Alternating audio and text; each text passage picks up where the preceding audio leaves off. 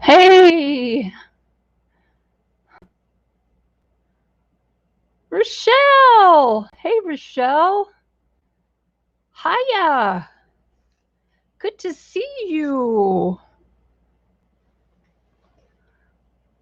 I'm so glad you caught my advanced notice. Mark is here. He's just outside with the dog at the moment. Last minute out, you know, going out thing for the puppy.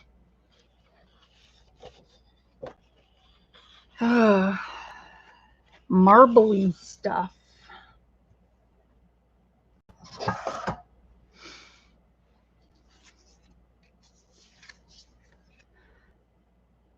So how are you, Rochelle? There's a lot going on in the world right now. Tell you what.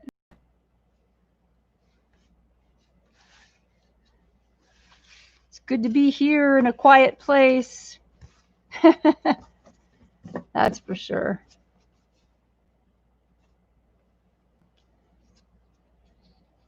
My feather.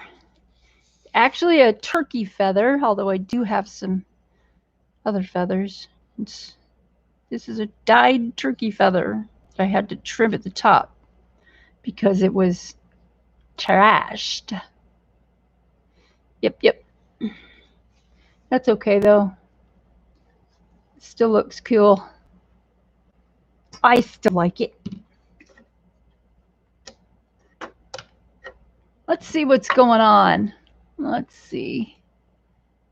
Do we have buffering? No buffering. No volume.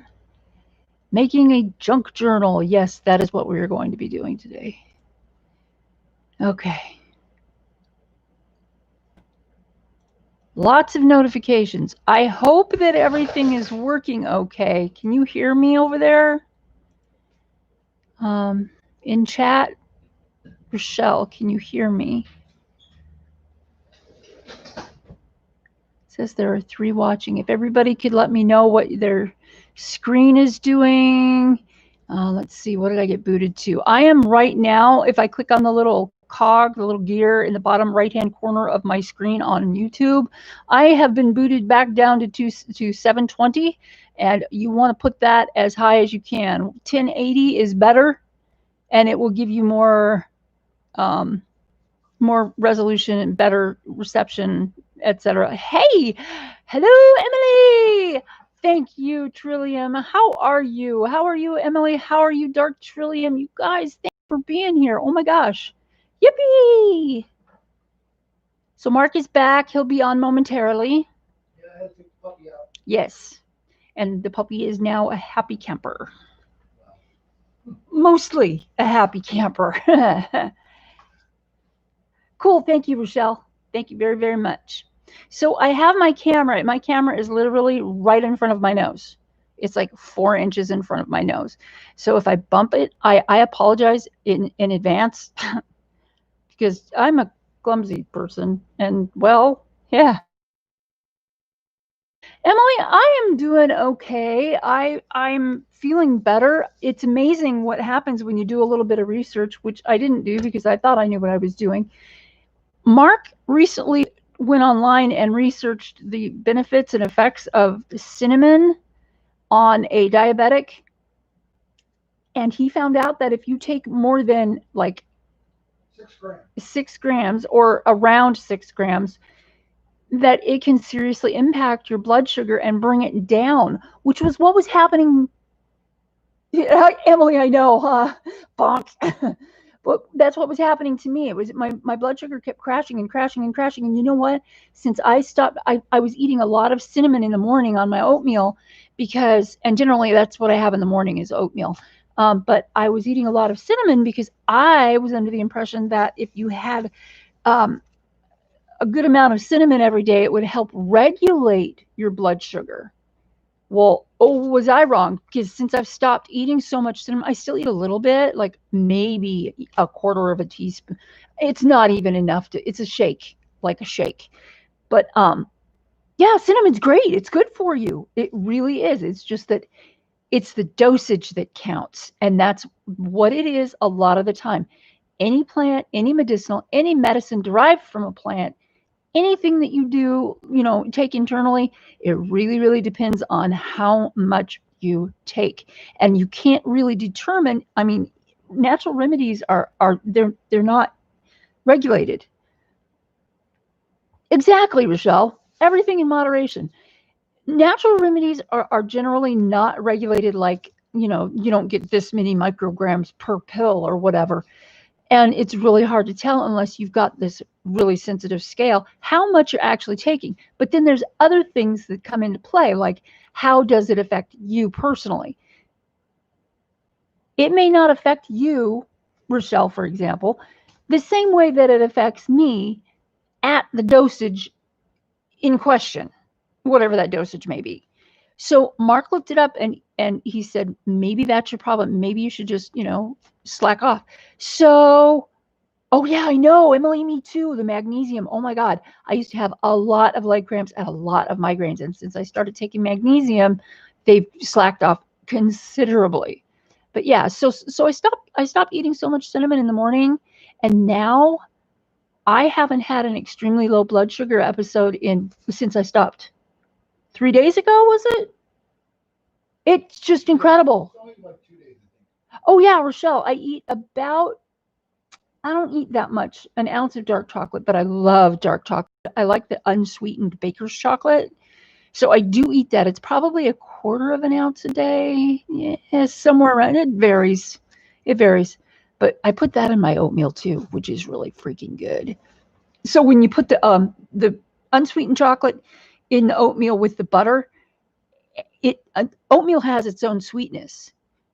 So I'm like, who can only eat an ounce? Yep. That's Mark talking there. Anyway. So, yeah, it's incredible. It's really, I feel so much better. I'm sleeping better. I'm not having blood sugar crashes. Now all I have to do is figure out what's up with my semi-sweet chocolate chips. Of course they do, Emily. Oh my gosh.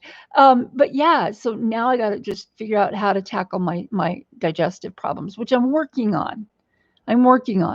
This is a really, really difficult thing because when you have major surgery where they have to tap dance all around your innards, they have to move it around and stuff. It takes we're talking long months, maybe a year and a half for it to get back to normal, because this is a very sensitive part of your body, just like your, heart and whatever.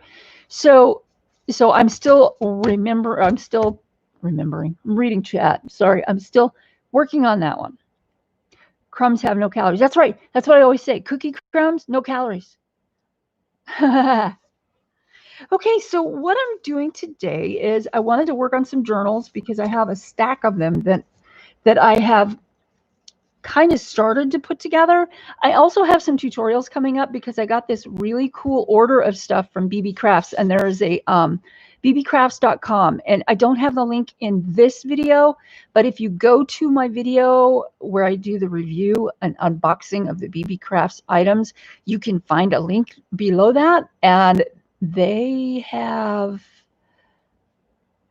a lot of really great crafts and a lot of really great prices, and you only have to order $25 worth of stuff in order to get free shipping, which is, I think that's $10, generally $10 lower than a lot of other people. So anyway, so what I have is I've got this one. Sorry, that was my bone folder. Hold on a sec. I picked that up so I don't roll over it. Oh, okay. This is a corduroy. It's like old corduroy. I don't even know how old it is, but it's old corduroy with gold pinstriping. And this is all I've done so far. I've just got the cover covered, and it's reinforced with Tyvek, and it's reinforced with the fabric, and it's going to be reinforced with more on the outside. Maybe it is also going to be more reinforced with fabric on the inside. So This one is going to be this is what I generally do with all of my journals that I piece together that I don't use an already existing book cover for. And sometimes even then I'll reinforce the inside with Tyvek tape or packing tape. And then I use, the existing book cover or just the front and back book covers and then replace the spine to make it wider. This one has a 3-inch spine. This one is going to be really big. And what I want to do with this one is make it a, quote, gentleman's journal. So it's for guys, like, geared toward guys. But I also have a couple more that I'm looking at. Where's my other piece? Ow! Ooh, that did not feel good. Where's my black frame thing? Oh, dang. Disappeared. What'd you lose? The black frame piece for this one book. Anyway, so this is another one that I'm going to fill. This one might actually be a gypsy journal, not boho, gypsy. And then that's the inside. It's got like wood. This is paper, and then this is the reinforcement for the spine, which has also been reinforced with Tyvek tape and other things. Then there's this one. I'm not going to show you that one. Yeah. No, I'm not, because I want to show a frame piece, and I can't find the damn thing. I said damn. I did it. I said it. Shame on you.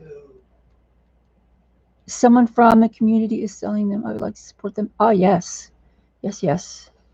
That's cool. So here's what I have anyway. For this one, I've put together some signatures. There's going to be 5 signatures in this one, and they're each going to be between 10 and 13, 14 pages. But so for what I have is I have stuff like this. This is dyed rice paper, and it's the real thing. It's rice paper. One side is very smooth, one side is rough. And that would also be really cool for colored pencils. Ledger paper, vintage. This is vintage, and I know it's vintage notebook paper because it came from one of my old notebooks from elementary school. Yes, I'm that old. Then there's parchment, copy paper, and old dictionary page that I coffee stained. And I do all of my own coffee staining because I really, really enjoy the process. So coffee stained, and this is Braille paper, more coffee stained, and then we've got a couple other different things here. There's that one. This one is an old, this page here is an old scrapbook page. I have an old scrapbook that I got from the thrift store. Then some coffee dyed map. And then there's this. This is 100% cotton stationery paper. If you hold it up to the light, it's got right in a smack in the middle of the page, it's got the brand name, and then it says 100% cotton. It's really cool. It's like a watermark. But yeah, so I've got. Do it with a flashlight? If you want to show it. I probably could. Oh, I've got a flashlight. I have to have a flashlight because I drop things under the table all the time. If I don't have a flashlight, I can't see it. Let's see if I can show you. There it is.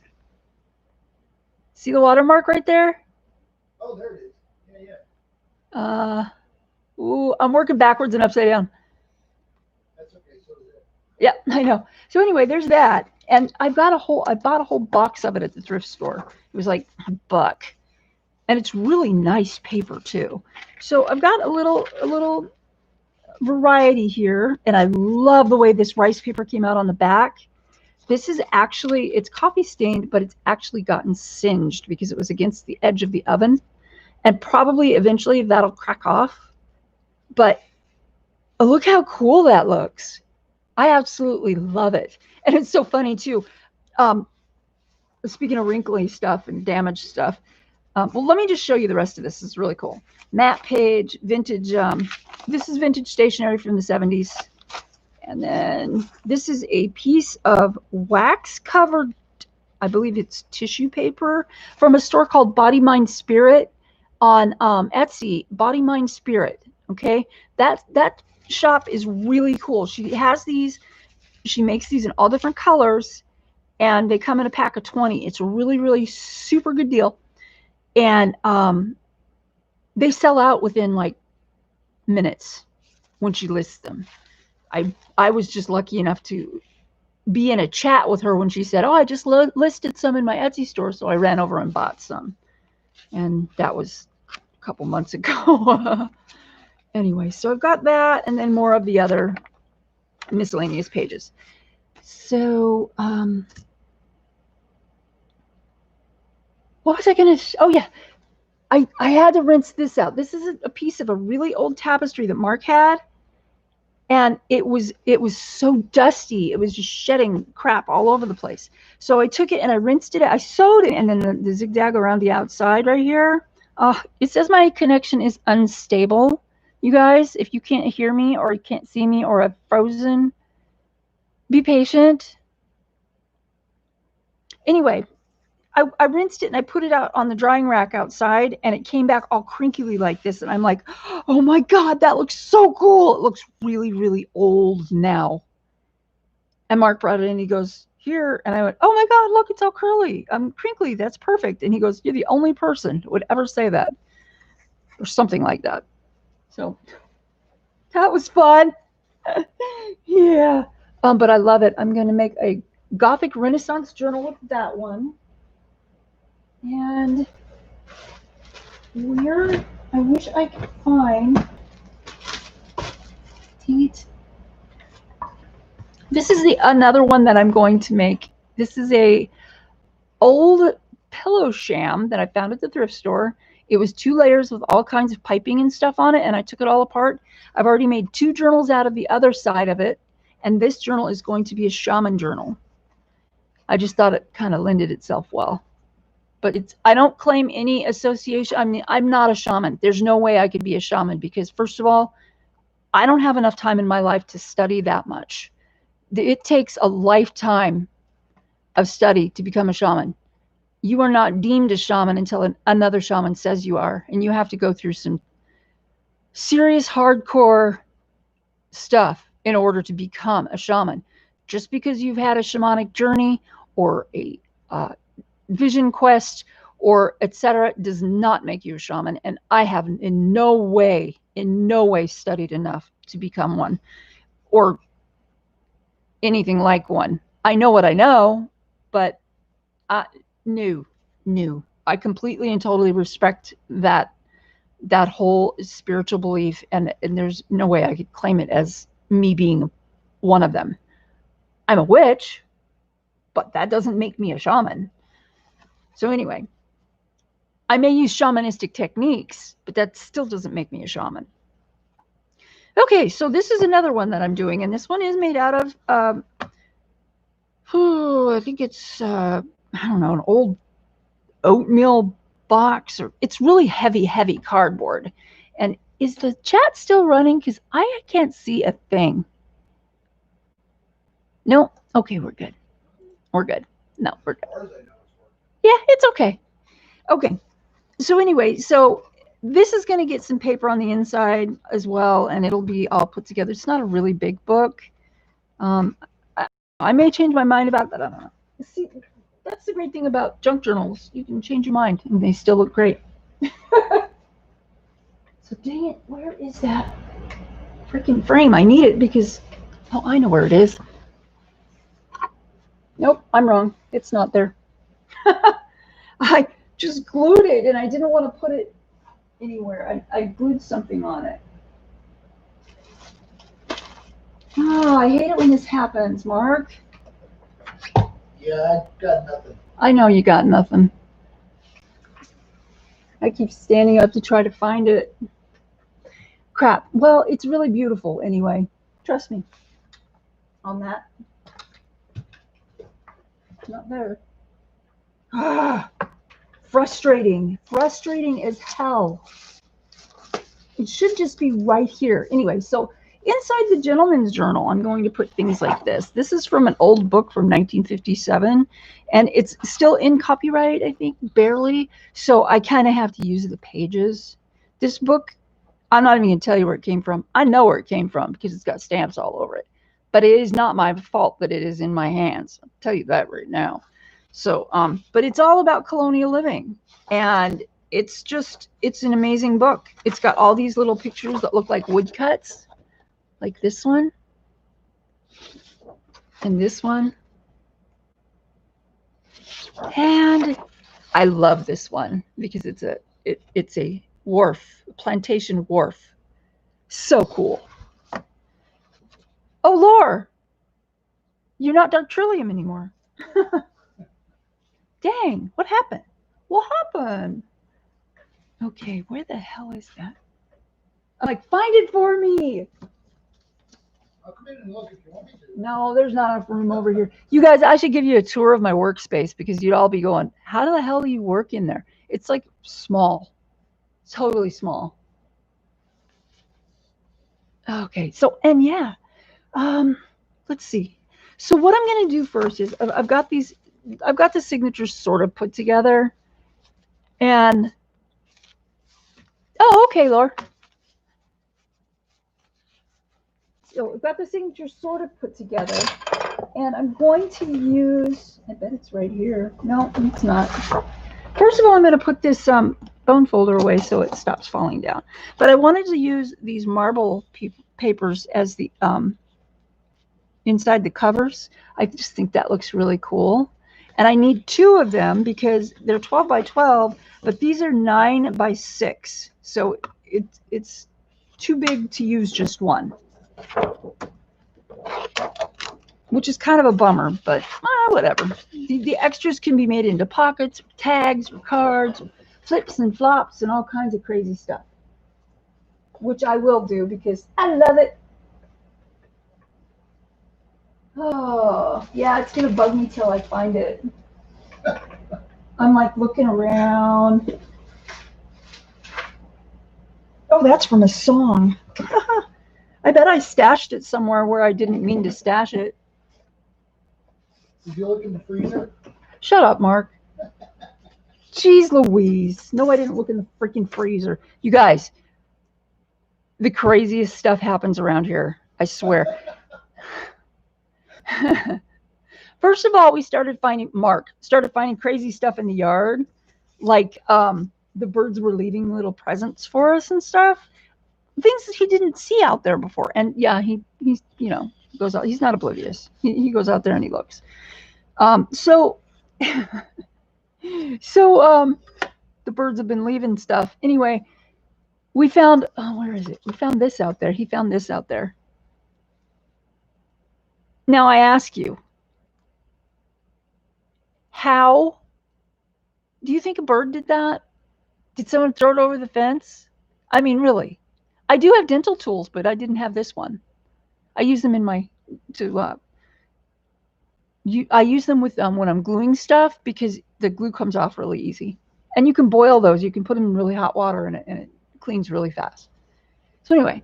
And mind you, there's no rust, dirt, or debris on that. No, it's stainless steel. No, but I'm saying, like, if it had been laying out there for a while, there would have been something. Something, right. So anyway, so that's one of the things. The other thing is, okay, you guys know when I have a, come on, focus. Oh, it doesn't like this paper. There we go. When I have a low blood sugar episode, you know that my faculties suffer. So I can't think well, I can't speak well, and I have trouble with my balance, and I just kind of crash. My whole body just kind of crashes. So the other day, we have this whiteboard on the refrigerator. It's a magnetic whiteboard where we put our grocery list. And we use, of course, there's dry erase markers and a dry erase eraser. So the dry erase eraser has a magnet on the back, and we just, stick it on the front of the door, right above the little whiteboard. And the other day, well, it's like 2 weeks ago or something, more like almost 2 weeks ago, I could not find the eraser. I was looking and looking and looking, and I could not find the eraser. And I'm like, where the hell did the eraser go? I looked all over the kitchen island, the cabinets, the top of the microwave. I looked in, I have a box. There's a tub on top of the, it's like the old ice tray on top of the refrigerator where I keep some protein bars. And I'm looking around and yeah, the blood sugar stuff can really mess with you. So I'm looking around for this stupid eraser, and it's only like, I don't know, it's like 3 inches by 2 inches. And Mark goes, "Did you look in the freezer?" Hey, Corolla, yay! And I'm like, no, I didn't look in the freezer. So Mark opens up the freezer and he's looking in the freezer and he's like, no, I don't see it. And he goes, wait a minute. And he looks in the shelves in the door of the freezer, and guess what was in the goddamn freezer? That goddamn eraser. That eraser blood sugar, and I just kind of misplaced it or something. I don't know. I'm admitting this to you guys because I don't want Mark to make fun of me anymore. I'm just kidding. He doesn't make fun of me. Well, he kind of does, but good-naturedly. It's cool. So what I'm going to do is I'm going to measure from the outside where I want the paper of the hinge. And if you can see this hinge right here, see that? We do not want to bind up that hinge. That's right here. If you bind up that hinge, your book is not going to open and close easily. It's just not, because there's going to be too much in the way. So what I'll do is I will cut this. And the great thing about having a paper trimmer is that, well, when it's not stacked full of stuff with a pile of stuff, which this one is right now, because I'm a dork. Hold the phone. Gotta move some stuff. Okay, anyway, there we go. So the great thing about having a paper trimmer is that you only need to make one tiny little mark on your paper in order to trim it. I don't want to put that over there. To the correct size, which is amazing. And this also has some like guards and stuff where you can put a piece of paper on it to fold it and get it straight every single time, which is totally cool. Okay, so I want to make it just shy of this, and there's Tyvek there. So what I'm going to do is, first of all, I'm going to make the lead come out a little bit so I have something to work with. So right about here. And it's that, and it's going to be just shy of 9 inches. So I need to mark that as well. And we're going to glue this on because that is the only way to get it adhered. You don't want to use like two-sided tape. You could use two-sided tape, which would probably work, or one of them little tape gun thingies, which would probably work. But I really trust this glue right here because it is like industrial strong. It's totally cool. It smells bad, but it's not too bad. Okay, so I'm going to trim this. Apparently, I'm having trouble keeping journals in my store. I'm having so much fun making them. I just keep making them and putting them in my store. And sometimes when I put up a video, they get snatched up before I can list them. So I appreciate that. But wow.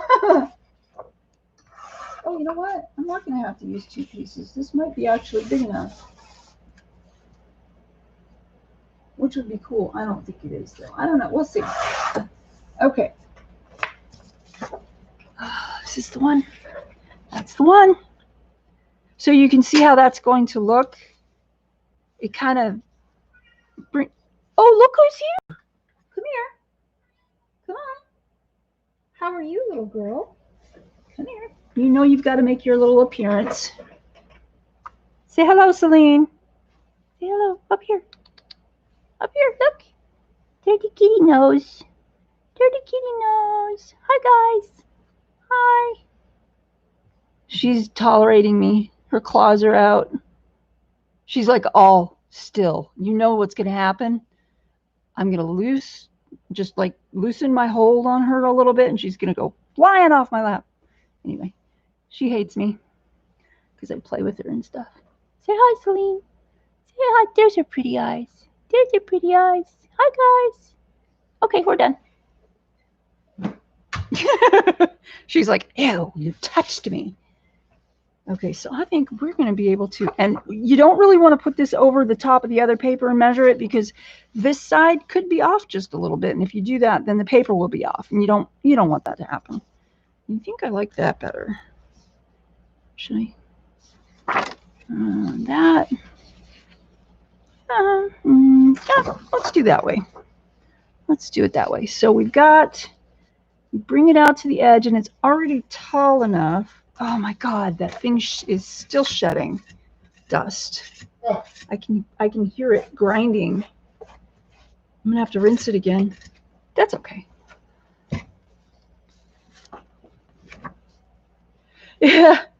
Yeah, she's a good kitty cat. Although today she did something really different, not what her usual stuff is. You know what? I'm gonna have to. Oh no, because that one's the same. Okay, we're good. I'm just gonna have to cut this little strip off of the end over here. So we're gonna cut it.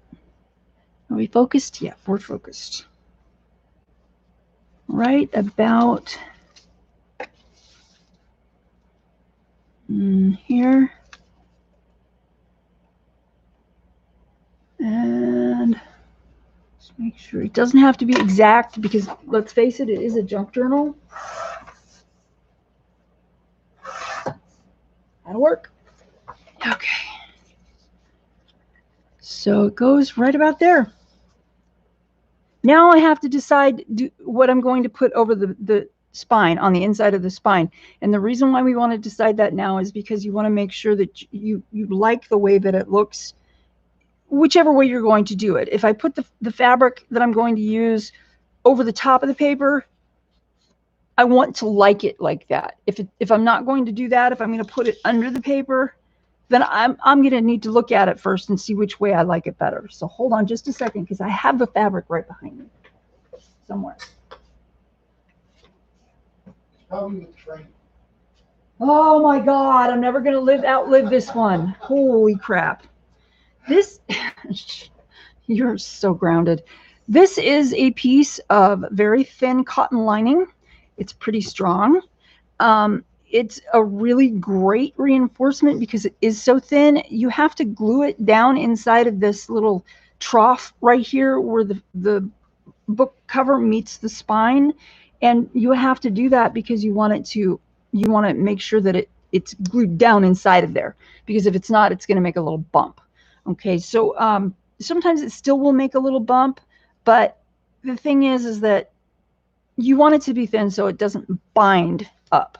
You still want these to move freely. If they don't move freely, your book isn't going to, like I said with this, it's not going to open and close easily. And you really want it to open and close easily because you want the covers to lay flat. Now, another thing that you want to make sure that you do, and this is for a little bit into the future, but oh my God, really? Sheesh. When you sew your signatures in, you want to make sure that your pages, and this obviously isn't tall enough, but you want to make sure that your signature pages don't go, your groups, your blocks, don't go all the way over, because if you put them too close to the hinge, they're going to be fat, and that's going to create another type of binding, or another type of bind up, where your cover won't open and close easily. So you want to make sure that that's done well too. So what I do is, generally I tear it because I like the frayed edge. So that's what I'm going to do with this one too. And I don't know, this looks like it's kind of grayish, which actually works because it's kind of in between this and this. So we've got like a mix of different shades, different depth of color. So let me see here. There's a selvage edge, which I do not want in there. And this is a pretty good sized piece of fabric. Oh my God, really? Do you guys hear her? She's giving me hell over here. You're a booger. You know why? Eileen, hi. Good to see you. Hi, Jean A. Welcome.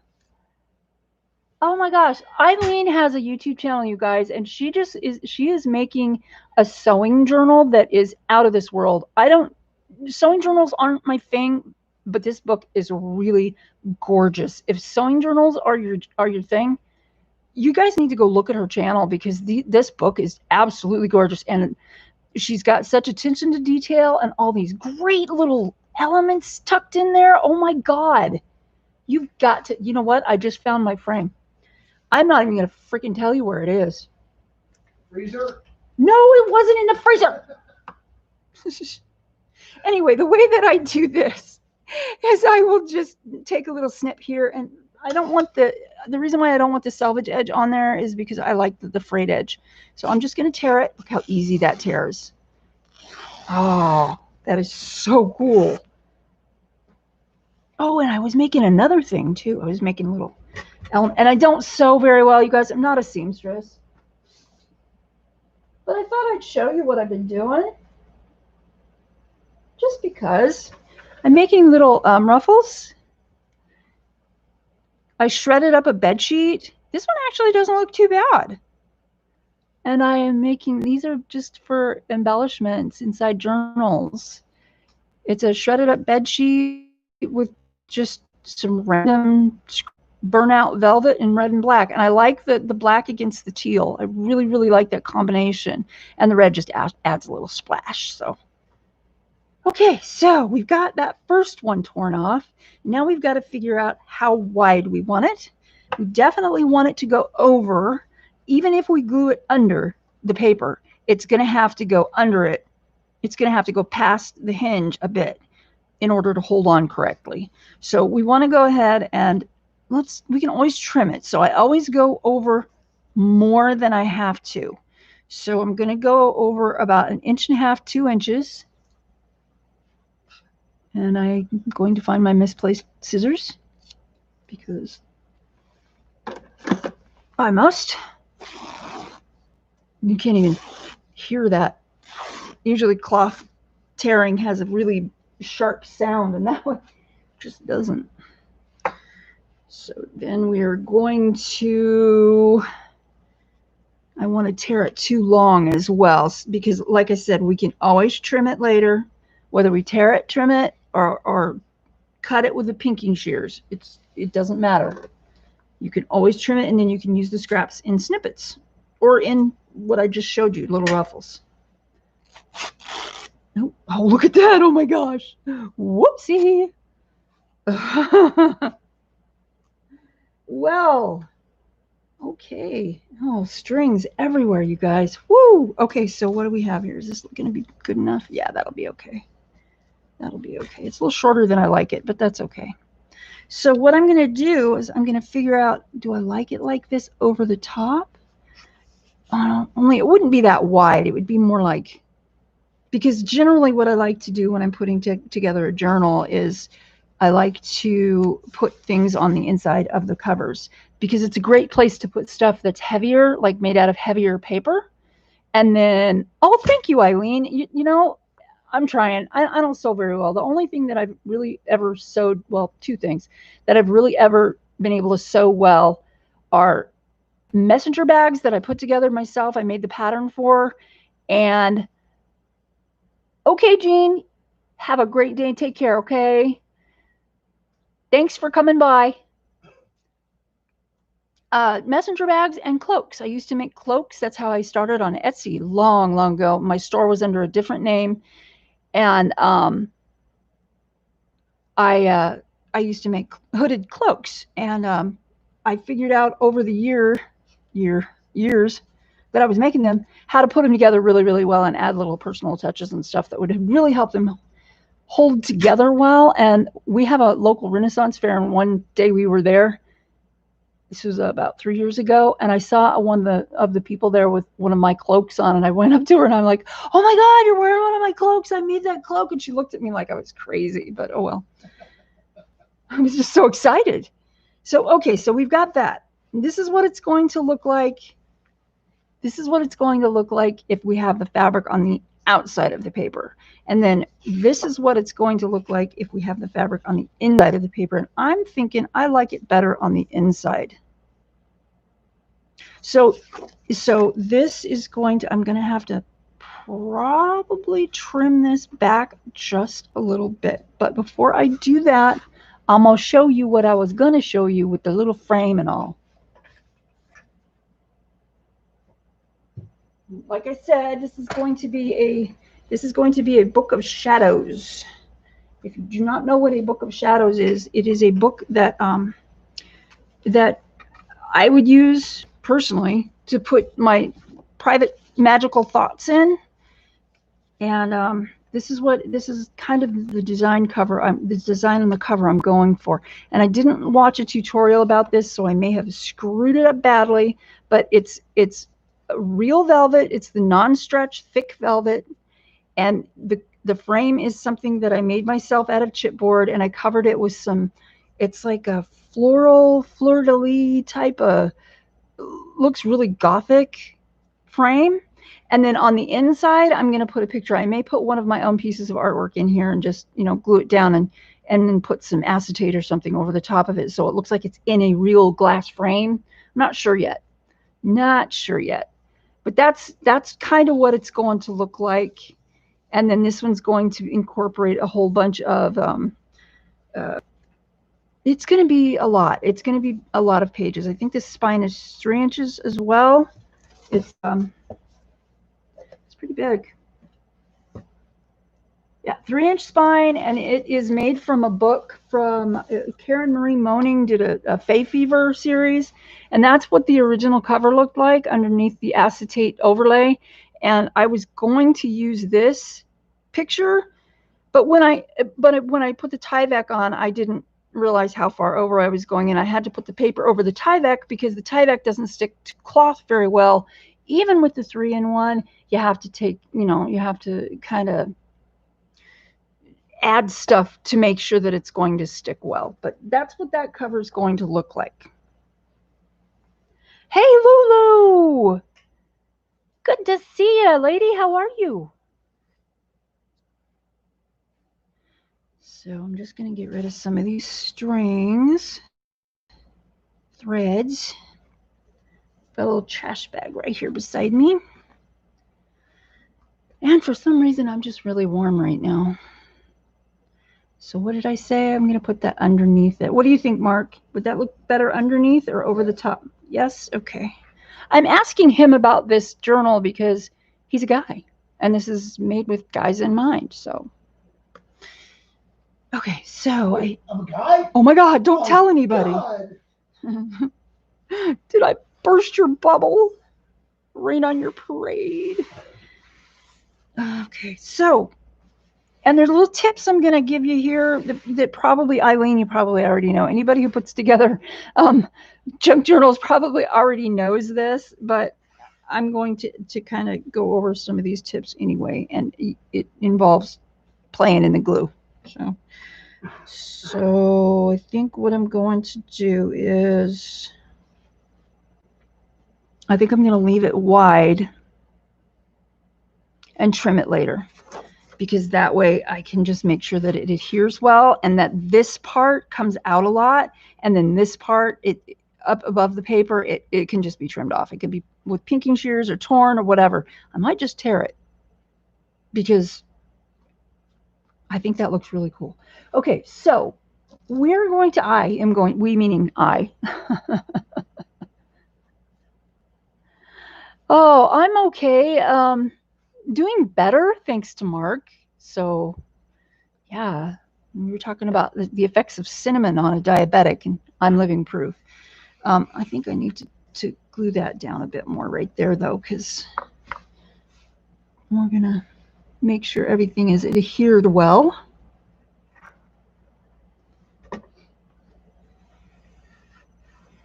And the corduroy is an excellent fabric for cover, excellent fabric, because the glue does not tend to seep through. This being so thin, we're going to have to take a little bit more precaution with that. So what we're going to do here, and I don't know, I think I'm going to put little pieces of paper over this, little thin. Yep, that'll work. And these are just little pieces of paper that I have had. I have so much. I should take you guys on a tour of the room where my paper is, because holy crap, I have a lot of paper.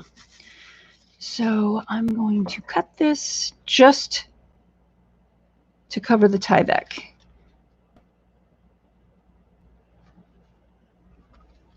Let's see how that goes. And that's going to be a difficult thing to cut, but we'll do it eventually. Because this is such a narrow piece. You know what? I think I'm just going to get a bigger piece. It makes more sense. Because I have a lot of paper. A lot of paper. Oh, come on, man. There's got to be, there it is. So I'm going to use this instead. It's a little thicker. It's not like super duper thick cardstock. So it should be okay. I need to mark it again. So we're going to go here. And let's just cut that first.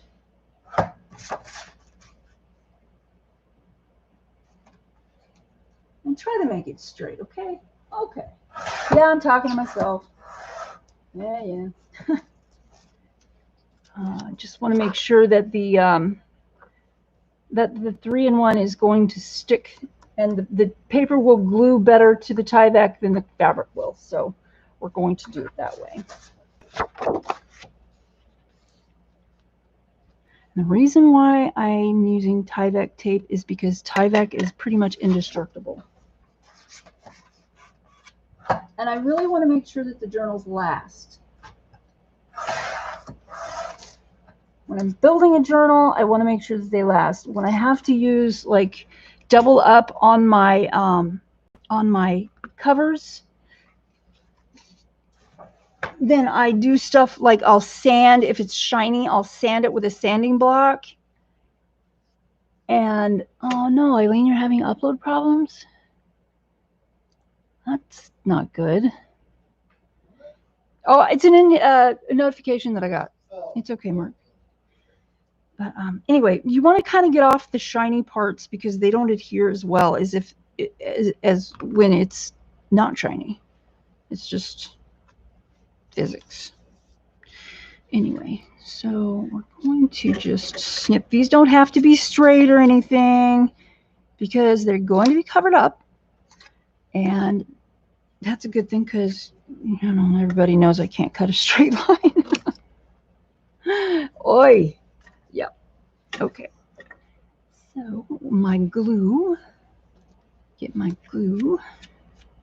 And I generally clean up as I go because my space is so small I kind of have to. If I don't clean up, I end up elbow deep in stuff. It's just not pretty. Okay, so we're going to do this one.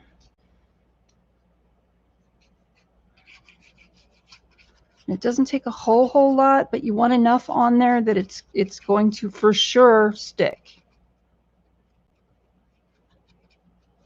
So yeah. And then while this is taking its time to dry, and it's okay too if you get a little bit on this fabric. Fabric's gonna be covered up. In fact, I'm just gonna wipe my fingers off right there. Just make sure that it's not bumping up or anything. Kind of want to make sure that it's all flat and the glue is all smooshed around. You can use a card. You can use, like, I have, let's see, these little credit card things that you get in the mail and advertisements. It's not a real credit card. It's something totally, it's an advertisement. So, but you can smoosh it like that. You can use a brayer. You can use the back of your bone folder to make sure that the glue is squished around and it's going to adhere well. I was reading on the back of the art glitter glue bottle that it heat sets, which is awesome because you can glue fabric to fabric with the art glitter glue, which works really well anyway. And then you can take it with, you can, put it on your iron on a low setting and heat set the glue, making it ultra permanent. It does say industrial strength on the art glitter glue bottle. This is art glitter glue. My bottle is very used, but it's designer adhesive, dries clear, and it is really cool. I like the tip on it too. because it doesn't, you don't use a lot. It tends to make you not use a lot. Okay. Yay, Patches and Evelyn. I think Evelyn, right? Hopefully I got that right. Anyway, I'm going to put that card away because I don't think I'm going to need it so much anymore. I like doing it this way because I can feel it with my finger. I can feel if there's any bumps left inside of there and kind of concentrate on that area. Okay, so what I wanted to just give you a little preview of is, this is the kind of thing, and this is not a new idea. It's not my idea, but I love making these. The website BB Crafts, they wanted me to do a unboxing and review of their products and then do a couple of tutorial videos using their products. And so that's what I'm going to do. Why is my camera doing that? I really, really don't like that. Stop it. Anyway. I'm trying to decide whether it wants to focus on the little booklet there or the pinstriping, I think. Oh, well, that makes sense. Yes, I got it right. Evelyn, yay. So it's just a book. It's an envelope made out of book pages. See that? But what I did was I used these elements. The lace, the key, and the tassel are all from BB Crafts. And they have excellent prices. But the thing is that this is what my tutorial is going to be about, is making these envelopes. It won't be really long because it's relatively easy. And I just got done making a bunch of book page bases for the envelopes. So it's a great way to use up your book pages, which who doesn't, what junk journal maker does not have book pages laying around, right? And Molly has come to say hello. Oh, hi, Molly. Meow. Cool. So I just thought I'd go over that and show y'all how I make these. So that's going to be my upcoming tutorial. That's one of them. The other one is going to be about making tassels for your junk journals, which I adore doing because I've been making jewelry for like 30 years. And I really enjoy making jewelry. I don't do so much anymore because I'm constantly having to get up from my desk. And when I'm making jewelry, I have to do such small, intricate movements in order to get everything uniform, that if I get up and move, when I come back, it knocks me out of kilter. It like I can't necessarily keep doing what I was doing in the same way until I've had like a few minutes to get back into the groove, kind of thing. And it's like that for everybody. It's just, my son was talking to me about it. He said, yeah, he read somewhere that it's like 10 or 15 minutes to get back into that groove. And it's just really frustrating for me. So I don't tend to make a whole lot of jewelry. But if I'm just making like one beaded tassel or one beaded book journal jewelry thing, that's fine. Eileen says your jewelry is beautiful too. Oh, thank you, Eileen. Oh, the cat just meowed. I wasn't talking to you. Free little lady. I think Celine was saying hi to Molly. Oh, Celine's saying hi to Molly? Now she's ignoring me, of course. It's a cat thing. Totally. Okay. Oh my gosh, there's cat hair in the journal already. And you're way over there, but you were way over here. Okay, so what I'm going to do... Oh, wait. We said we were going to put the fabric underneath it. So let's do that. Yes, let's do that first. So my tip, there's a little bit of glue right there. I want to get rid of that, or I could just flip it over. Yep, that's good. I'll flip it over. So what I'm going to do is I'm going to start in the very, very center. Oh, cool. Hi, Taddy Treasure. What's your name again? I'm sorry. I'm horrible with names, and I apologize for that. It's not because I don't remember you, because I do. And your work, oh my God, you guys. Talk about another really great junk journal artist. There you go. Right there. Tanya, that's right, Tanya. Hello, Tanya. I was looking at, oh my gosh, Tanya, your stuff is like Yeah, I saw it on, I was looking at it on Instagram today and I love it. I love it. Okay, so we're going to start in the middle. And what I'm going to do is I'm just going to put like enough. I'm going to put more on the fabric part down here because the fabric tends to soak up the 3-in-1 a bit. But I'm just going to put down a layer like this. And here's my tip. Because the fabric is so thin, what you want to do is you want to, first of all, you want to wait until the glue gets a little bit tacky because it will reduce how much glue actually leaks through the fabric. And then you want to smooth this down so there's not a lot of globs and concentration of glue at any one spot. You kind of want to get an even layer of glue. And if it feels like there's too much, wipe it off with your finger. Just take it up with your finger and put it, you know, in your baby wipe or whatever. I have a drop cloth that I use. It's not the best thing, but it's here. And it's really big, so yeah. Okay. So now the next challenge is to get this on evenly, because I really want the warp and weft of the cloth to follow the lines everywhere else. So we've got little strings and stuff hanging off, which is typical. So we're going to just lightly put that on there like that and make sure that it's where we want it. Then you can go and press it on. Now, if you notice, there's no glue coming through. There is no glue coming through. But it's sticking, so we're good. We're good.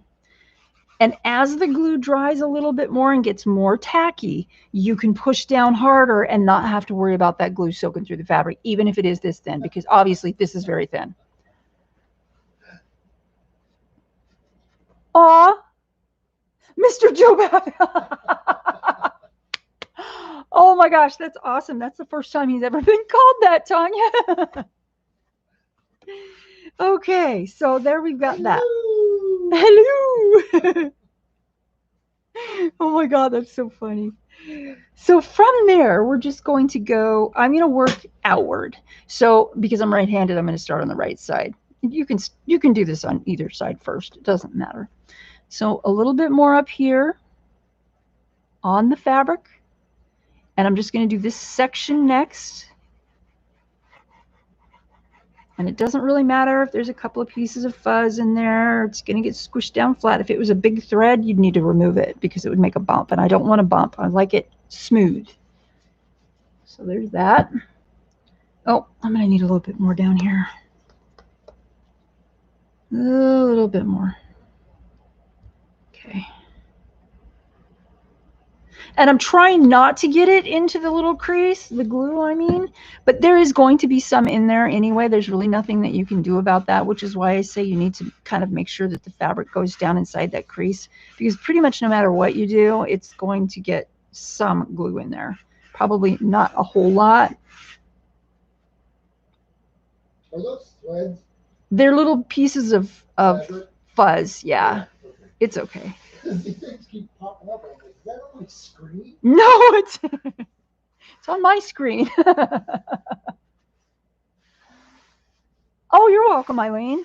I didn't. That's actually, I figured that out because somebody said let the glue get tacky first if there's a problem. But I went one further and did the whole smoothing it flat thing. And a lot of people don't like to stick their fingers in the glue. I don't care because I'm weird and I like to peel it off later. It's just, I'm so weird. So because I'm right-handed, I'm going to flip this over this way and do the other side. Now, if you notice, I did get a little bit of bleed through here, a little tiny bit, but you know what? It's not that big a deal. Another thing that you want to do is in this crease, you want to kind of make sure that the fabric is going down inside of there just in case there is any glue. You want to make sure that it's tightly down inside of there. A little bit of art glitter glue in there, like something less bulky than 3-in-1. 3-in-1, believe it or not, it is a bulky glue. It's minutely more bulky than art glitter glue, but it still is. So just keep that in mind too. So now we're going to do this other side. And you don't need to stretch this tight. It's if you do it, if you just squish it flat, it's going to be okay. And please, it's a junk journal. This is all stuff that I've had laying around that is either trash or I've had it for, oh my God, how long have I had this stuff? More than 10 years. I can tell you that. The fabrics, I've had more than 10 years. The paper, I haven't had more than 10 years, but oh my God, there's a lot of it. So, gee Louise, what am I worried about, right? No, but the paper's probably right around 6. 6, yeah, it probably is right around 6 years, 6 years old, at least, because who knows how long it was sitting in his garage. A while. A while. But it's nice paper. It really is. It's pretty expensive paper, if you know what paper's like. So I'm going to tap that on the fabric. It's kind of hard to swipe the fabric because it's fabric. So, and then also too, when you're doing it with your finger, you can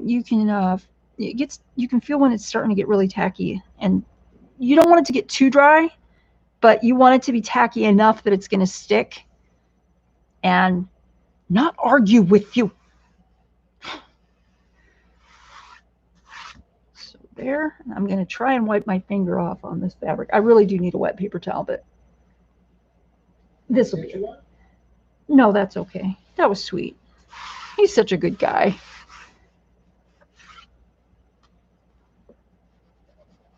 So I'm thinking about how old our dog and our cat are the other day, and I'm like, you know, the cat's what, 7, the dog is 13.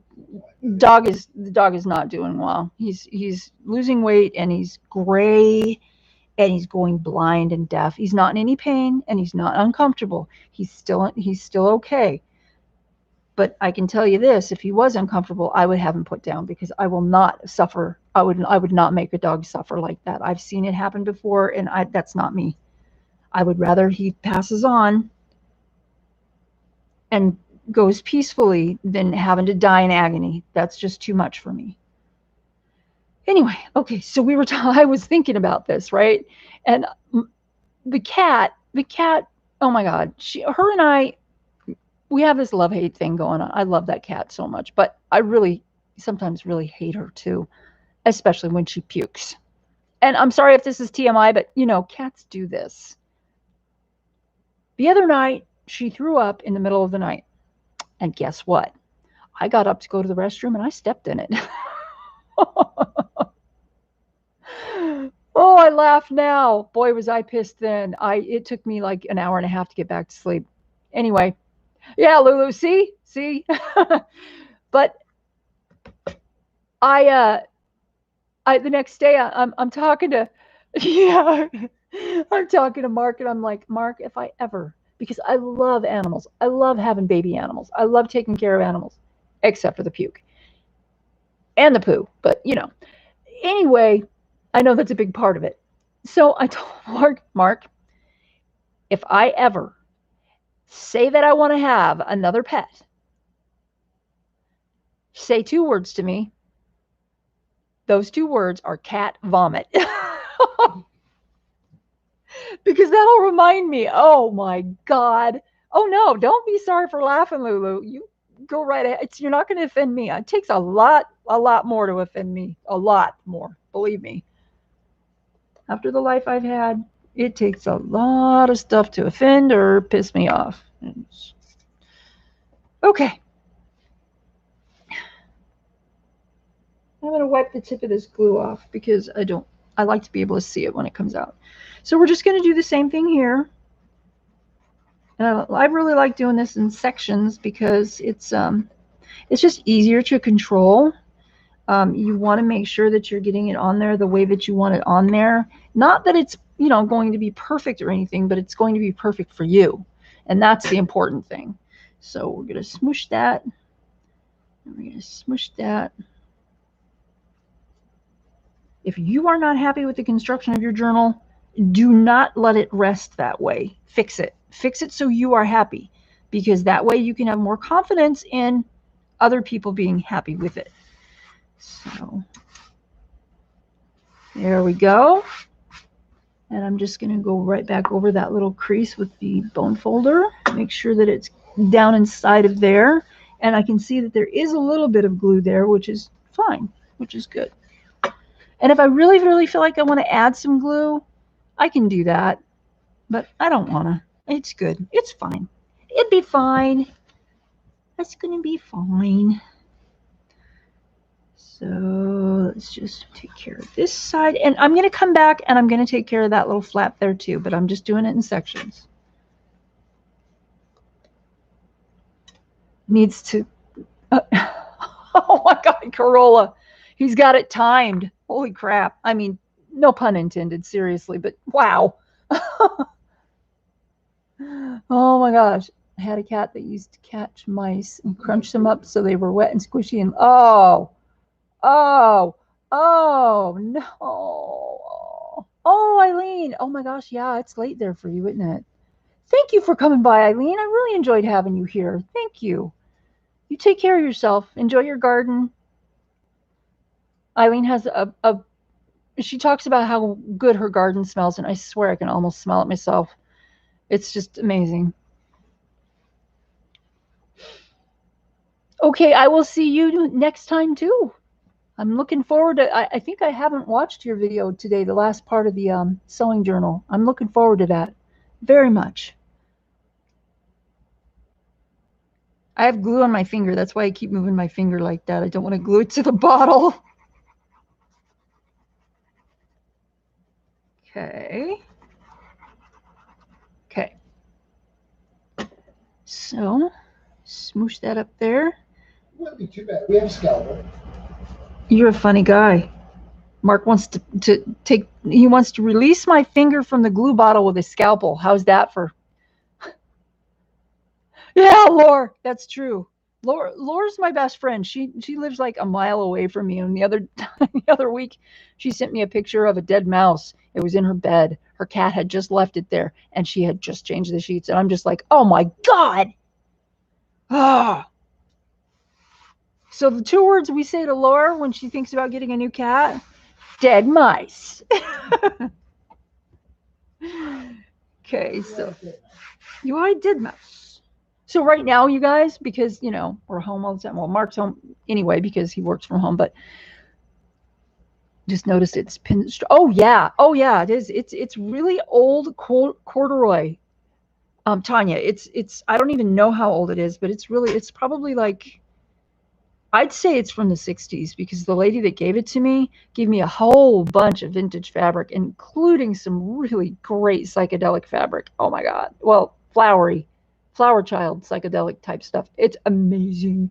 Anyway, but yeah, I believe this is from the 60s. I can't wait to see what this looks like when I'm done. Oh my gosh. Okay, so I'm going to flip it around and go again and glue this last piece down.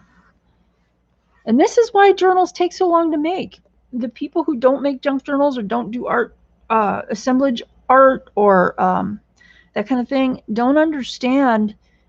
It's sometimes it's very tedious. It's not in a bad way, because I like this process. I enjoy this process probably more than any other process I've ever done, except for oil painting, which I can't do anymore because of the chemicals.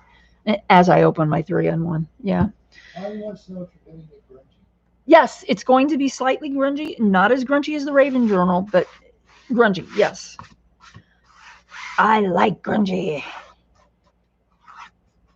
It's yeah, it's going to be kind of a gentleman, like I said, gentleman's journal. I've got some pictures and stuff. I've got a whole bunch of books in my china cabinet, old books, and I love using the pages from them because they're so discolored with age, and they've got the most unique pictures. But yeah, it's going to be hopefully as spectacular as it is in my head. So we want to make sure that we go over as far as that piece is.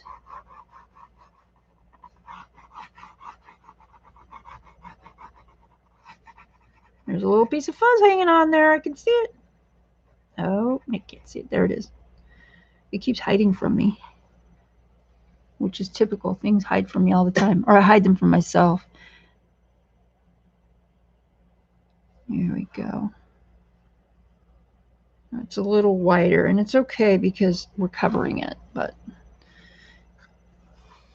great thing about junk journals, if you screw up, you can cover it. Okay. And also wants to know if you work on one at a time or dibble in and out. Oh, I dibble. Totally. I have right now I have probably 8 more mini journal covers made that I need to fill up, and then the bigger ones over here that I'm going to fill up. So I'm probably working on 12 journals right now, which is it suits me just fine because I call it creative ADD. If I'm not working on something, it drives me nuts, especially now because I can't go out. I'm under doctor's orders to stay inside because of my health.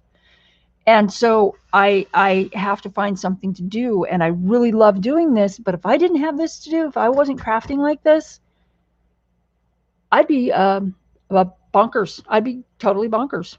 But yeah, I work on lots.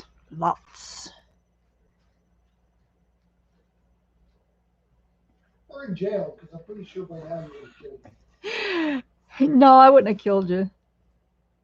But you might hear my my sailor mouth, my potty mouth, way more often.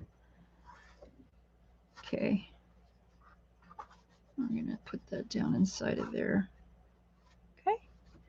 All right, make sure this is okay. So that needs a little bit more, and that needs just a little bit more right on the end. So that just got glued. So we're gonna spin it again. I think I'm gonna move this. Don't want to really mess that up. I tend to do that. I tend to glue on top of things that I'm saving to do next, which is not a good idea. It's a bad idea.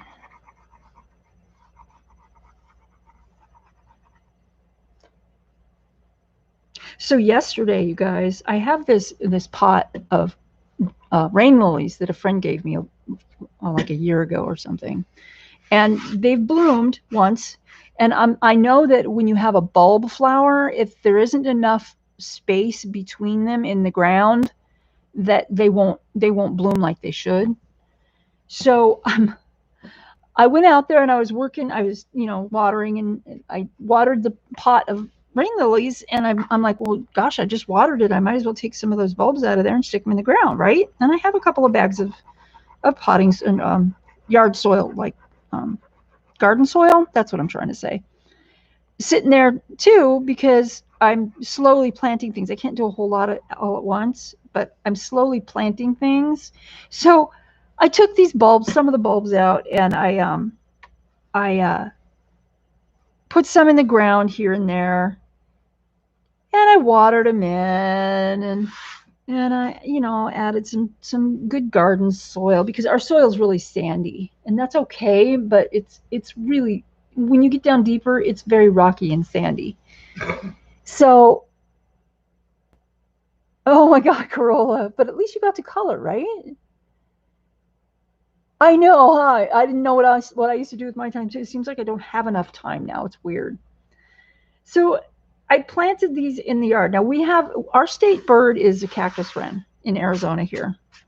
And the cactus wren, I don't know how many of you have had experience with cactus wren. They are like the Loki of the bird world. They are smartasses, and they're sassy, and they are just little troublemakers. Just came across an old tattered newspaper back to 1944. Oh my God, treasure, Rochelle. Totally. That's so cool. Oh my gosh. Lucky. So I'm like, out of curiosity, I went back out to check on my bulbs, because I knew that there were cactus wren out there, and if they had dug up like a third of them. And I'm just like, I know that's not the only bird. That's not the only bird out there doing it either. We have these curved bill thrashers and towies. The thrashers, the bills are really long and sharp, and they have a curve on them, and they can dig stuff up really easy. And the towies do this little thing where they scratch with their feet like this, and they dig holes, and then they eat whatever's in the ground, like bugs or seeds or whatever. Well, guess what? Oh my God. I'm just like, you guys, I give you a bird seed, I give you a bird bath and a bird like day spa out here, and you eat my bulbs? What's up with that? Oh gosh. Tanya, if you want to look at some crazy bird antics, check out some videos of cactus wren because they are just freaking hilarious. They're like daring. They will wait until our dog gets really close and then fly away, and they screech and dive at cats, and they're just like, I don't know, man. Dogs. They are there. Well, sparrows are the real thugs. Cactus wren are a close second. Yeah. They're amazing birds. I mean, they're smart because of the way they act, but holy crap, troublemakers. Okay, I'm thinking that while I've been flapping my jaws, this is probably dry enough. So I think that's going to look really, really nice. I do. So what I'm going to do is I tend to put the glue on the piece that's smaller and that is going to be movable. So I'm going to glue, let's make sure that that's the way that I want that. But yeah, cactus wren, oh my God. And the sparrows, they're just mean to each other. That's not going to look too bad. That's going to be kind of neat. I like it. Thanks, Mark. Sure. I love birds too, Tanya. I really do. I like animals. Birds are really, we have these little lovebirds that come through our yard. They're the green lovebirds with red cheeks. They're wild here in Arizona, and they fly so fast. It's hard to see them. But one day they came and they were roosting in our mesquite trees, and they were just sitting there. There was one of them up there in the tree that was just chirping away. And I got a picture of them. It's on my Facebook page. They're really beautiful. So what I'm doing is I'm trying to get it close to the edge, as close to the edge as I can. If it goes over, that's okay because I can wipe it off. But you really want to make sure that you get it close to the edge because you don't want it peeling up on the edge. You can tuck some glue under there later, but I prefer not to because then it could show a fold in the page. And I'm a perfectionist when it comes to that kind of stuff. Yep. Kind of, sorta. I'm going to move this ruler because it's making a lot of noise. There we go. Okay. So, and that's the way that I want it. Right there. And I'm trying to put it in as evenly as possible so there's an equal distance all the way around. I don't generally get it there, but that's okay too. So, So while you're doing that, yep. It says congratulations on winning the giveaway. Oh, thank you. Oh my God. Everyone says she loves the paper. The paper. Oh, and Tanya also says she enjoyed seeing the garden. Oh, thank you. Thanks for watching that. It wasn't a very long video, but that's I love gardening. That's my wild little garden. Oh, wow. Evan says if you're interested in magazines from the 1950s, she could arrange to ship them to you. Oh my gosh. Sure. That would be awesome. What do you need? Do you need like paper or anything? Because I got an abundance, like I keep saying. Oh my gosh, that would be so cool. I agree, Tanya. It is cool seeing where other people live. What their gardens, especially what their gardens look like. But yeah. Oh, and by the way, if anybody saw the picture on Instagram where I announced that that the live stream was going on at 1, there was a little like a tree branch thing going up. That is actually painted on our bathroom wall. When we moved in, our bathroom was all white, and I didn't like it. So I painted these scraggly, bare-branched trees all over my the big bathroom that most people would use when they come over. Main bathroom, not the master bathroom. That's part of the painting that I did on the walls. Maybe someday I'll take you on a tour, but right now the bathroom looks like a bomb hit it. Our shower doesn't work in there anymore, so Yep, it's kind of a pain, and we can't have anybody in right now. So I'm a little afraid to have people in. See, that stuck really well. That stuck really well, and there's hardly any bleed through. You see, there's a little bit right here, but not much at all. It's really nice. It's really going well. I love doing this. So cool. Okay, contact me on either Instagram or through my Etsy store. Instagram is probably better. Oh, thank you, Laura. Don't anybody move. Oh my God, that's funny. Oh, and I was just gonna tap dance. Oh, he was gonna tap dance. He burst his bubble. Rained on his parade. Nah, he doesn't tap dance. Well, I don't know. I've never lit his pants on fire, but you know. Well, that's not true. Just not literally. Not literally.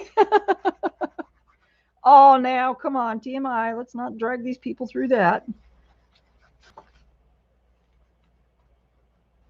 Let's get this all around the edge. Boy, there's one thing for sure. When you're making journals, you're sure to go through the glue fast. Holy moly. You know, I actually like the smell of this glue. I'm weird. I like the smell of gasoline. I like the smell of rubbing alcohol. I like the smell of Beacon 3-in-1 or Fabri-Tac. I'm just a strange person, I guess. Let's see. I got it all. I'm trying to get a reflection on it so I can see what I have covered. I like the smell of napalm. You like the smell of napalm? No, you don't. No, you don't. I'm being honest and straightforward. You're just quoting a movie. Although it what? I like to smell gunpowder too. I know I'm weird. I don't know what to say.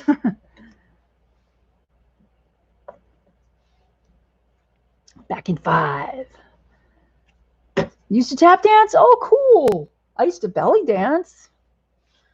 Never did tap dance though. Well, I can't do vinegar. That just makes me sick in my stomach. Vinegar? What? Smell of vinegar? Oh. Oh, that's why you don't like me cleaning out the coffee pot with vinegar. Right. Oh, I didn't know it made you sick to your stomach. We've been married how long? Yeah, well, you know, it's not like you tell people, oh, I'm going to go puke now. Well, I'm your wife. Hello. Still. Oh. Well, it says she actually gets to go to the sports club on 1 July so they can do sports. Oh, way cool. Isn't she like in a dart league or something? I forget what it is. Corolla, what is it? Did you say you play table tennis, ping pong? Oh, maybe that's what it is. Yeah, yeah. Oh, Evelyn. Vinegar. Yeah, Mark has a problem with that. Okay. So this is probably dry on that side, but I doubt it's dry here because I just put this down. But I'm going to go ahead and what I'm doing is I'm just making sure that these corners are all squished down really well, and that the glue, I'm kind of squishing the glue out toward the corner. It's probably still going to need a little bit more there, but that's okay. I just want to make sure that it's got a good hold. A little bit came over. Well, first off, Willa suggested it was table tennis. Yeah. And Evelyn says that she also loves the smell of fresh cut wood. Fresh cut wood. I agree with that. Yeah, I used to love the smell of fresh cut wood too. I was the girl that was out there with whoever was cutting the wood. Getting high? Cutting wood. No, I was using the splitter. They were using the chainsaw. Right. So I love hard work like that. I love it. I really am missing it. I can't do it anymore. Not at the moment anyway. I don't know. Mama raised me right, I guess. My youngest son is that way too. He will do the hard work. And the reward is that he has done his job well. He's got a really great work ethic. Okay, so looks like it's okay. And still, if you can see that, it's still just a little, bit away. Here's the hinge right here. Let me get my little bone folder. Here's the hinge right here. So there's like a little bit of a space between the hinge and the paper. And that's what you want. You can even put more of a space in there than that if you want to. I mean, that is up to you. Now, I think I like this hanging over like this on the top. I don't know. I kind of like the way that that sticks up because then I can shred it more. I can fray it some more. And it's going to look all raggedy. And I think it's a nice offset to the straight uniform pinstriping on the rest of the book on the cover. This might be a tad too long. I usually leave long tails like this on my covers because I like the way that looks. But for this one, I don't think I'm going to do that because it's a different type of book. Generally, I wouldn't even make a gentleman's journal, but someone said something to me about making a, do I have any journals that have kind of a male vibe to them? And I was like, not really, maybe. Oh, that's not tearing straight. Look at that. Wow. How old is this fabric anyway? So I thought I'd make a kind of a gentleman's journal. Hey, while you're doing those little things, yeah. Since somebody had commented about how cool that paper was, where did you get the paper? The paper is from a paper pack. It is up. Hold on just a second. What did Cat's Place say? When I was young, my dad made a comment about hating the crabapple tree we had, so I took a hatchet and started cutting it down.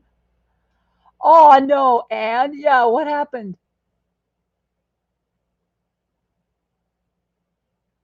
Zip it and get on with doing instead of... Okay, cool, Tanya. Evelyn, don't leave us hanging. Mark's right. What happened? Let's see. Which one was this from? Was it this one? Oh, well, that's kind of cool.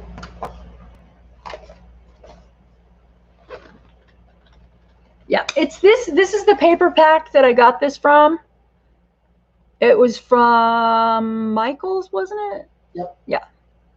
Mark picked it out for me. Isn't that cool? I told him I need something with dark pictures and stuff, and he looked at and found that one, and I was like, oh, that's cool. There you have it. I've got a couple of those books. I don't know what they're called, wallpaper books? Paper pads? Yeah, that. Yeah, I got a couple of them. A lot. Some of them are from Tuesday Morning, which, oh my God, you guys, paper packs for $6.99 from Tuesday Morning. Holy crap, what a good deal, right? That's like a Tuesday Morning is kind of like a second store, like something that's like stuff that's been left over from major chain stores. So it's a little kind of discounted type of thing. So Evelyn's dad let her get a little bit further, and he finished it with an axe. She had gotten to about the center of the tree, so of course she would have died when she left it. Aww. Oh well. But hey, at least he didn't go ballistic on her for doing it. Right. So that's kind of cool. I think it's sweet. I mean, the whole thought behind doing that. And I think it's cool that you didn't get in trouble. At least it doesn't sound like you did. Okay, so here we've got like a kind of a raggedy edge. I'm going to put this. You see that right there? I like that. I like that little raggedy edge thing. That is the bottom.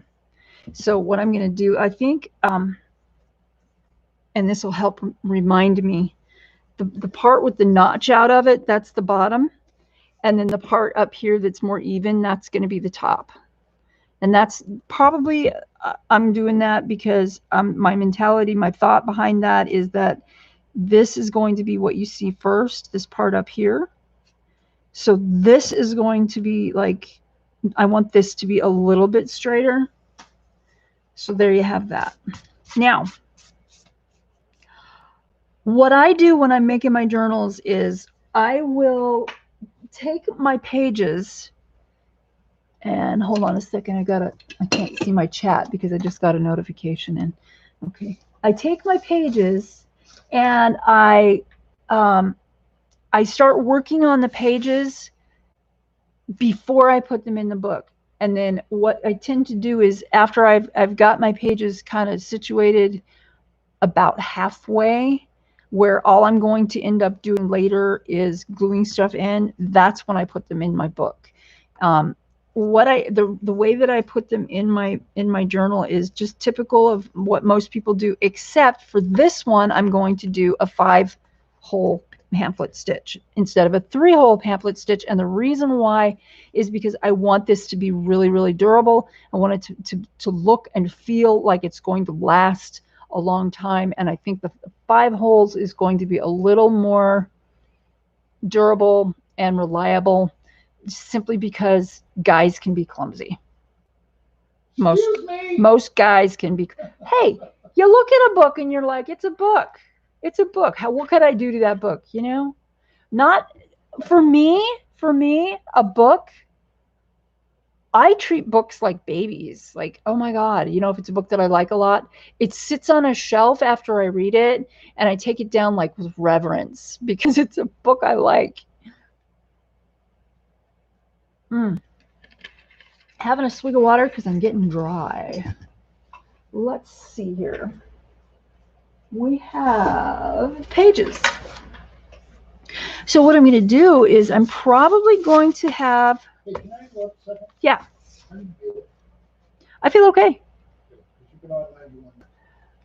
Awesome. See you guys. I'm doing okay. Cool. So I think what I'm going to do is I'm going to have 5 signatures. And I think I already said this, but 5 signatures. And that will give the person that's going to get the book plenty of writing space. But I also want to tuck in I want to do a few things that I generally do. And one of those things is I want to put a greeting card thing in here, a little greeting card element somehow. And I want to put in some ephemera, some pictures. I have in my Etsy store, I have a digital pack. It's called Cluttered Desk, and it's a bunch of like ledger and receipts and pictures of guys standing around trolleys, and then there's one picture in one page that has a wrecked trolley, and I think that would go over well. But also there's other things that I have on my computer that I haven't managed to get into a digital pack yet, because they do take a little bit of time to make, as you guys probably know. And that is Airplane Factory. I found some public domain images of airplane factories, and I thought those would go really well in this also. So I'm going to probably be making a digital pack. It's probably not going to be more than like $2.50 US dollars. And I'm going to be making it so I can use it in this journal, but I'm also going to put it in my Etsy store. Now, don't look for it like in the next week, because I probably won't have it in the next week. This journal is going to take me far longer than a week to make, because I'm working on many at the same time. So just wanted to let you guys know that. Keep your eyes open. I also have a another digital pack in there that's like ads and stuff, and it's really fun. It looks like it's all washed out. Do I do commissions? Evelyn, I can't commit to commissions right now because of my health. Some days I feel like working and some days I don't. What I usually tell people is I will work on what I'm working on. If you like what I am working on and you see something that you like and you want to claim it before it's done or before I list it in my Etsy store, speak up, because I will reserve it for you. That's the way that I work. I don't do like when people say, oh, now I have to qualify this, because there is one thing that I'm working on right now that was a commission, but it's a trade commission with another artist. And I can't mail it because mail to her country isn't going right now. It's just it's taking like 4 months to get there. So she's like, just wait because it's ridiculous right now. So yeah, but to make a long answer even longer. Yay, Elizabethan answer. I don't do commissions right now because of my health. But if you are interested, please message me. If there's something that you see that you like, that you know that I'm working on, just message me and we'll talk, because I am totally open to doing something like that. So yeah, and that's how the last journal sold, the Raven journal. I was making it and I showed the person who bought it, who's in the chat right now, I believe. Yeah, Tanya, it's almost like you can't cut loose and do your creative thing if you're doing a commission. Now, most people would say, "Oh, I understand the creative process, and you do what you want, just follow this theme," which is really, that's cool, and I might be able to do that, but also it might restrict me, and I don't like to be restricted. That's why I never did any. Yeah, no freedom. It's why I never did any. I've only done like one painting commission in my whole painting career, and how many paintings have I produced? Like 250. I've done 250 oil paintings and acrylic paintings, and in that time I only did, I think, one commission. I'm working on another commission that I don't know when I'm ever going to get it done because it's huge. And right now there's no way that I could do a commission because of my health. It's just something I have to get into the groove, and once I get into the groove, if I get knocked out of the groove, it takes me forever to get back in. So there's that. That's not true. You've actually done two commissions. Well, I'm working on the one. No. I'm not talking about this one. What did I forget? The one for the college person that fucked you over. Oh, but those are drawings. Those aren't paintings. Oh. Yeah, those were drawings. It was commission. Yeah. It was still commission. And then oh my God, I can't remember his name. Ryan David Orr. He's a really great singer. He's just getting started in his singing career. He's amazing, and I did a commission for an album cover for him. And that one I started from the ground up, and I didn't like doing the commission at all. I really, really, really didn't like it. Even though he told me to just cut loose and do what I wanted to do, following a certain theme, I didn't like the restrictions. So yeah. Corolla, don't apologize for falling asleep. It's late there, lady. If you need to go, you go ahead. Have sweet dreams. Take care of yourself, and we'll see you soon, okay? Yep. So Laura just outed herself. She's the one that Laura Hill there in chat. She's the one that grabbed the Raven journal. I didn't even plan really on selling that one at the time that I was putting it together because I didn't figure anyone would want it. So when I was making it, I was just like grunging it up really good and, putting all kinds of crazy stuff in it, my artwork and all this other. And she saw it and she's like, "Oh my God, can I reserve it? Can I pay for it now?" And I'm just like, "What, really?" So that's how that happened. And sometimes that's how it happens, but I'm not going to say no. Oh, thank you, Evelyn. Thank you very much. I enjoyed that. I really did. The Rooks and Ravens kit from Screech Owl Studios is really cool. It's not a really huge kit, but it's nice. And then I have all my other artwork and stuff. In fact, I'm thinking about doing a whole digital pack full of my artwork, but it won't be like entire pieces of my artwork. It'll be sections of it, because that way it'll reduce the if somebody steals a section of a drawing, like if I only add a third of a drawing as a page to a digital pack, I can prove that it's mine by showing the full piece and saying, yeah, this is how much I put in the digital pack, but this is my picture. And that's all I'd have to do. It would be a no-brainer. Oh my gosh. So, okay. I need to put more pages in this. Where are we? 139. Oh my gosh, you guys. Yeah, Tanya, collage sheets. Yeah. I love doing collage sheets. I'm still learning, but but there's some things, you know, you just have to do it in order to learn it. Yeah. So what I have in the store now, I just have 2 packs. I just have 2 collage sheet packs. So yeah, but yeah, it's fun. It's fun. Okay. Fun we're having. Look at the fun we're having. Smash the bill.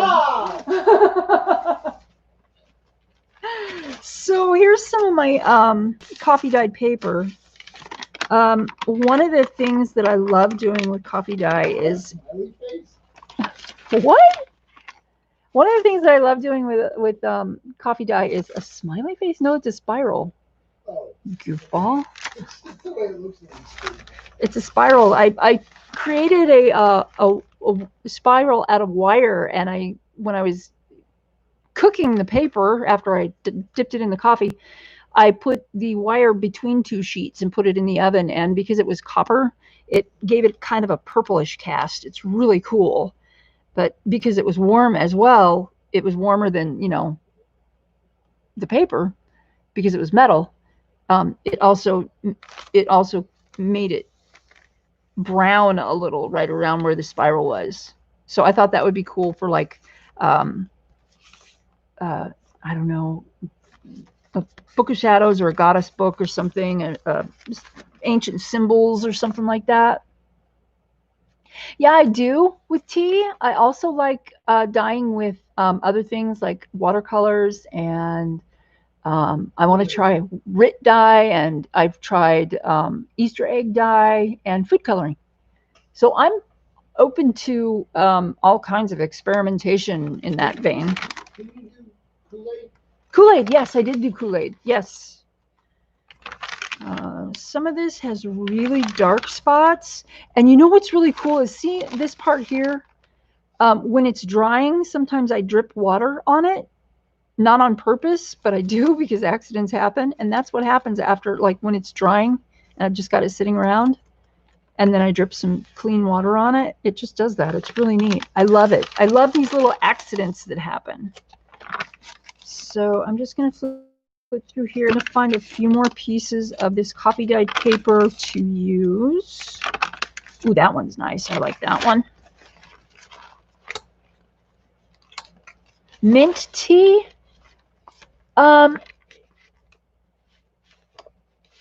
Actually, mint tea probably wouldn't give it a green color. You know what I have found gives a really great grungy green is black walnut. It's really interesting. That's like avocado dyeing. Avocado dyeing does not make your paper green. It makes your paper pink. Check that out. Isn't that weird? I know. If you want your paper blue, a really great natural dye is indigo or woad. Woad spelled W-O-A-D. And I had some woad growing in my backyard. I don't think I harvested it or anything. It died. It got too hot. But woad is an extremely pigmented dye. It's very cool. Ooh, there's a doily one. No, not for this one. Have you tried dandelion leaves? Dandelion leaves. No, I have not. Not green at all? Oh yeah. Oh, dyeing with mint tea. Evelyn, have you tried dandelion leaves? It sounds interesting. Like I said, I'm open to experimentation on this stuff. It's cool. The way that your plants react, that you don't, it's like sometimes you can predict and sometimes you can't. I love that.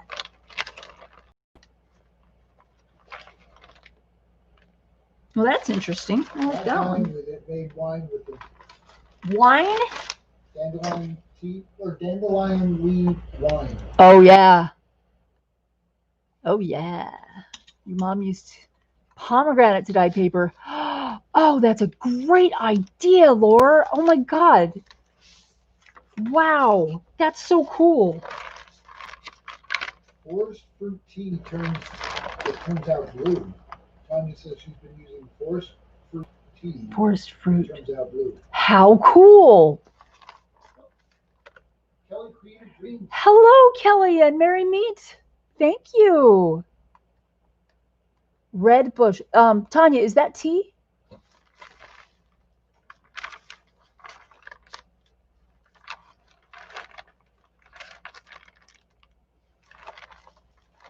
Yes. Cool. What is there a brand that I can look for? Because I want to try that.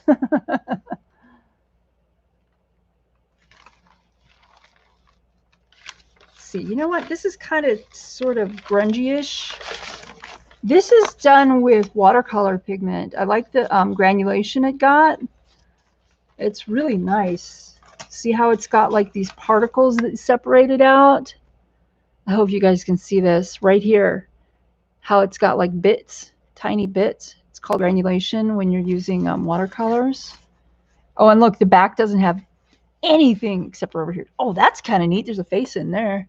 Oh, there you go. There you go. There's a little beastie in there. Isn't that cool? He's a little beastie. He's a little beastie. But that's it's actually red and purple watercolor pigment out of the tube. And I think it's Arteza. I bet they never expected that to happen. Come on, focus. Yep. Focus, camera. Come on, man. Be nice to me. Okay. Maybe it just needs that. There we go. It didn't know how to focus on all that busyness.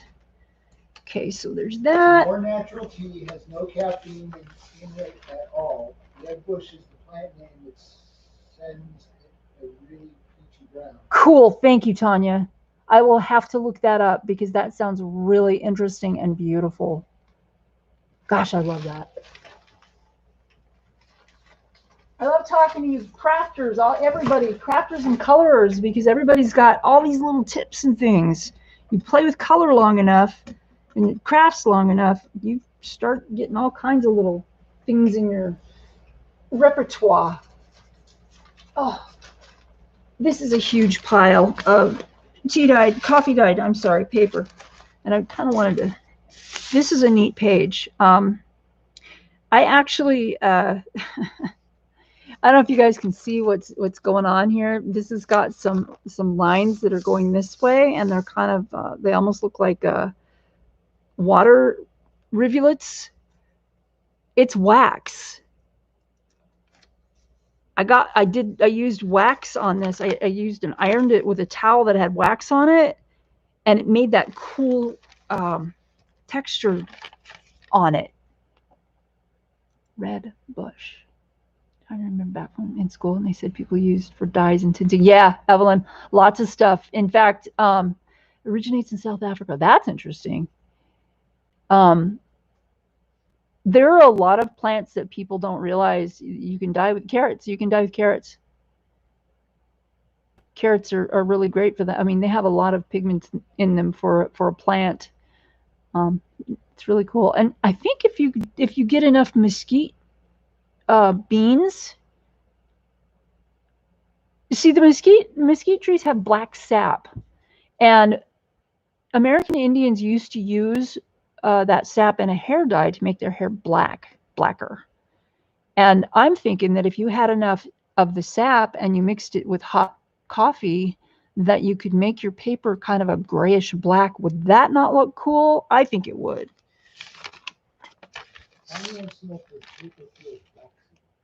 No, you know what? It doesn't feel waxy at all. There's a very, very tiny amount of wax on this. It does not feel waxy at all. I think it's because the wax was in the towel and I didn't actually put it on the paper.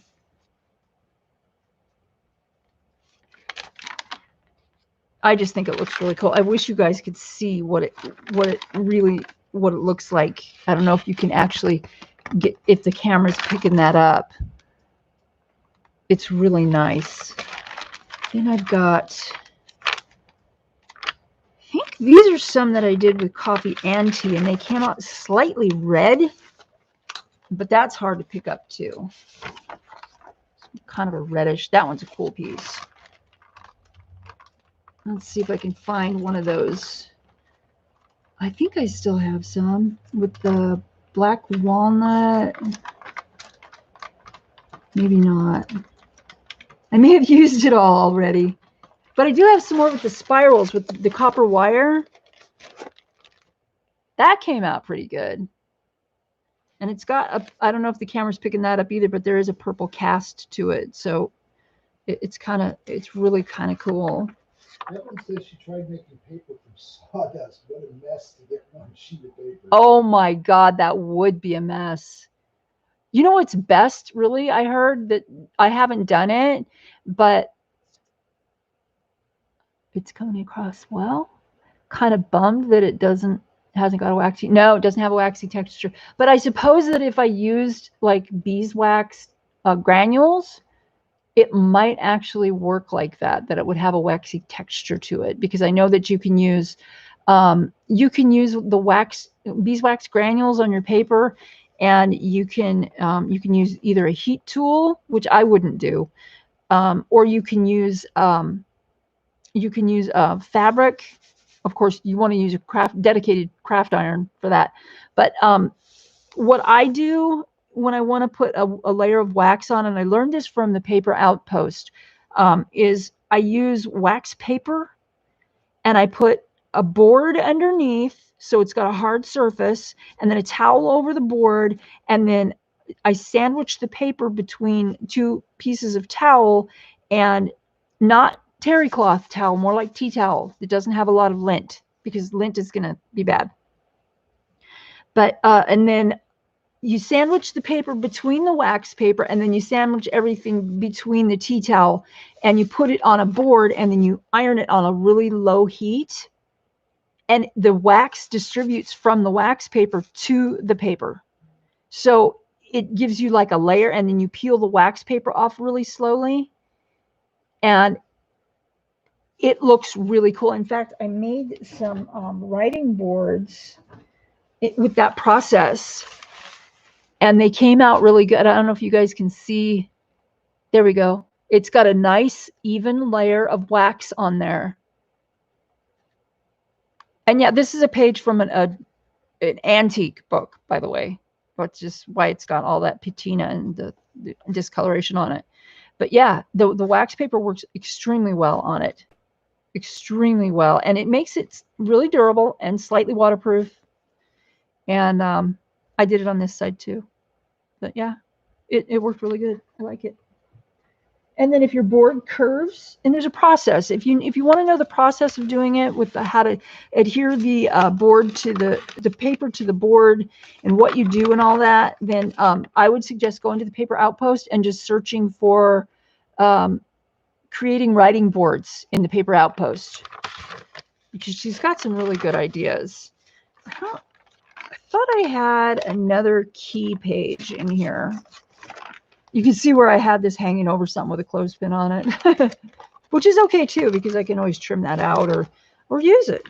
I don't mind using it. Like I keep saying, it's a junk journal.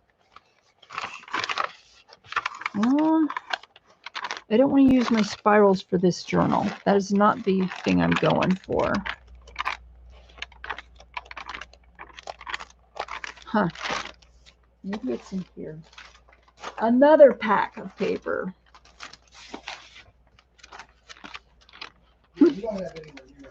I know. See, the thing is, though, this 14 by 8.5 paper, I got like 5 reams of it at a thrift store, and I think the reams were what, like 75 cents a piece? I think so, yeah. And there were 500 sheets in each ream, and I was just like, I don't know what I'm going to use it for, but I'm going to use it. I make journals. Back then, I was making different kind of journals.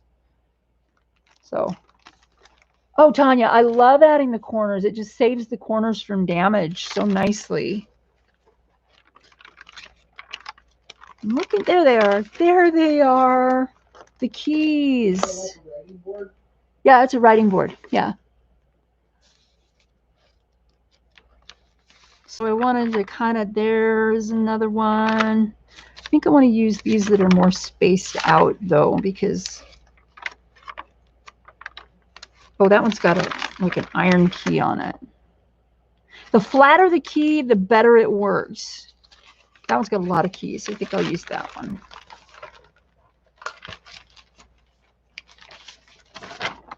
There you go.